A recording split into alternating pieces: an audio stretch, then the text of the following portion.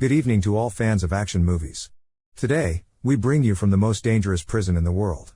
But that's not all, no. We sacrifice and bring you the most notorious criminals in the world because crime is a talent, according to Muhammad Hannity. The film is a big brawl between the prisoners and the prison staff, where people die like anywhere else in the world. The film is written, produced, and directed by Sean O'Reilly and stars Bruce Willis and Michael Rooker. The film starts with a guy named Jack being beaten up by some criminals, not just any criminals, but among them is a devilish figure. Jack was not happy and resisted until he surrendered completely. Before the criminals could kill him, a person suddenly appears out of nowhere, performing Jackie Chan-like moves and saving Jack from the criminals, killing them all. But to Jack's surprise, he discovers that the person who saved him originally came to kill him himself because he had previously killed the person's daughter. And indeed, the man who was acting as a ninja killed Jack. Rest in peace, my friend.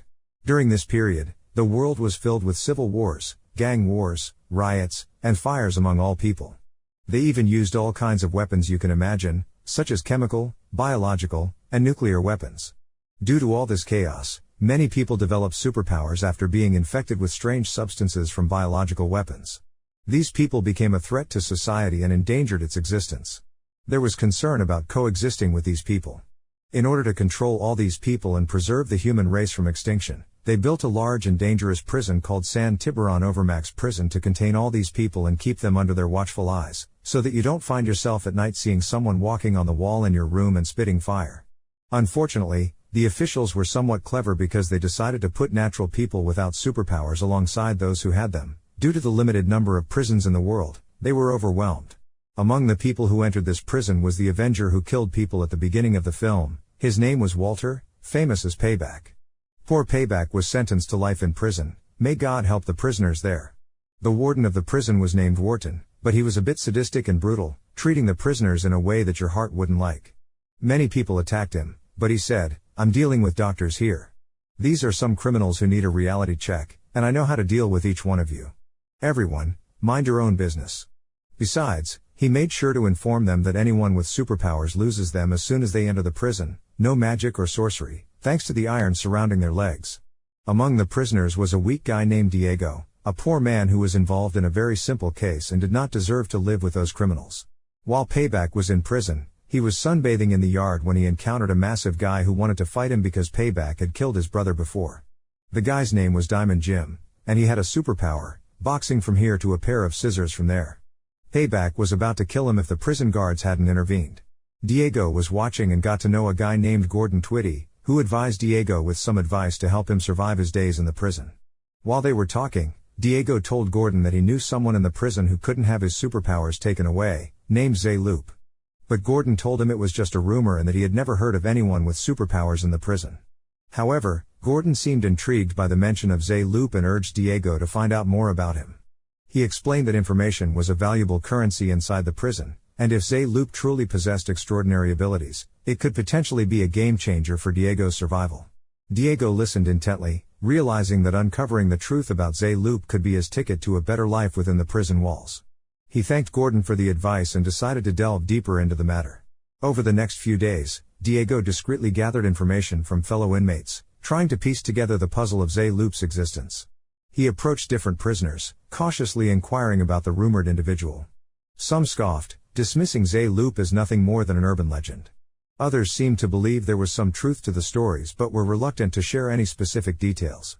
As Diego continued his investigation, he stumbled upon an older inmate named Marcus, known for his vast network of connections within the prison. Diego approached him cautiously, hoping to gain some valuable insights. Marcus was known for his resourcefulness and his ability to acquire almost anything behind bars. After some convincing and a few favors exchanged, Marcus agreed to help Diego get closer to the truth. He explained that Zay Loop was indeed a figure of interest among the inmates, but information about him was scarce. It was rumored that Zay Loop had been in the prison for years, evading the scrutiny of both inmates and guards. With Marcus's assistance, Diego managed to arrange a meeting with an inmate who claimed to have seen Zay Loop in action. They met in a secluded corner of the prison yard, where the tall walls provided some semblance of privacy. The inmate, named Ricardo, was wary but intrigued by Diego's persistence. Ricardo recounted a fascinating tale about Zay Loop's abilities. He spoke of a man who possessed an extraordinary control over time itself. According to Ricardo, Zay Loop could manipulate the flow of time, slowing it down or even stopping it completely within a confined space. It was an ability that defied the laws of nature and captivated the imagination of those who heard the stories. Diego's mind raced with possibilities. If Zé-Loup truly possessed such powers, it could explain how he had managed to avoid detection and maintain a hidden existence within the prison. It also meant that Diego might have a chance to learn from him, to acquire some knowledge or skills that could aid in his own survival. With renewed determination, Diego thanked Ricardo for sharing his account and promised to keep their conversation confidential.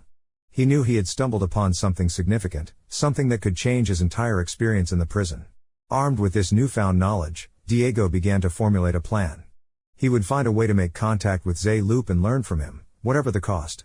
The prospect of unlocking the secrets of time manipulation filled Diego with both hope and trepidation, as he ventured further into the enigmatic world of the prison, where extraordinary abilities seemed to lurk in the shadows.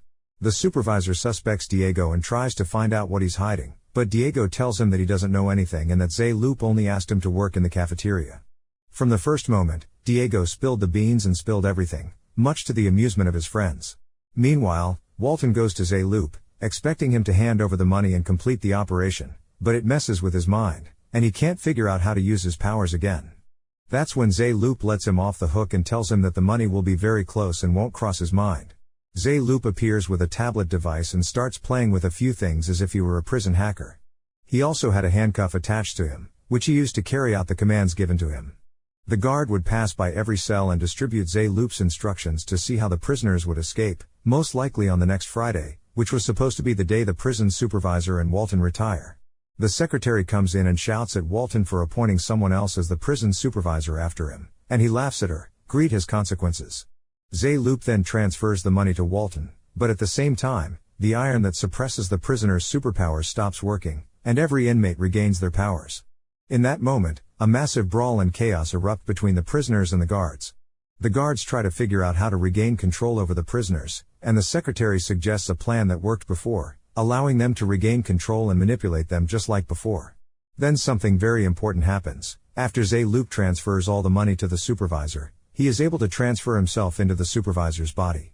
At the same time, he orders the guards to take Zé-Loup and perform the operation that was supposed to fry his brain with electricity, but it was originally planned for the supervisor, after their souls had already exchanged bodies.